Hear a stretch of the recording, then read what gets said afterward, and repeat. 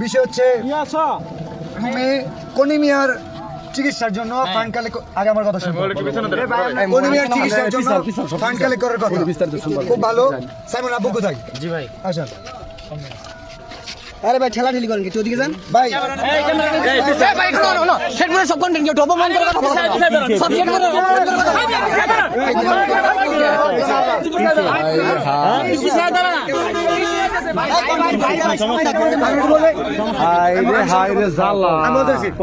সাইমনের জন্য পুরো দেশের কন্টেন্ট ক্রিয়েটর ফান্ড কালেক্ট করতেছে আমাদের শেরপুরে কন্টেন্ট ক্রিয়েটর নাসাও কন্টেন্ট ক্রিয়েটর যে কারণে ওনাকে জানানো হয়েছিল বাট উনি বলছে যে আমাদের তো কনিমিয়া আছে কোনো সমস্যা নাই কনিমিয়ার পাশে আমরা দাঁড়াইছি 48 ঘন্টা তোমার খোঁজ করো আচ্ছা কনিমিয়া আমরা সাইমনের জন্য যে শেরপুর থেকে কাজ করতে আচ্ছা তো তুলতাছ সাইমন কই সাইমনের জন্য হাত তুলে নাও সাইমনের জন্য হাত তুলে নাও আমি তো বলি আমি না করি সাইমনের জন্য কোনো কন্টেন্ট আছে এই আস্তে তোমরা ঝগড়া করতে কথা কই আর তোমরা ঝগড়া করো কে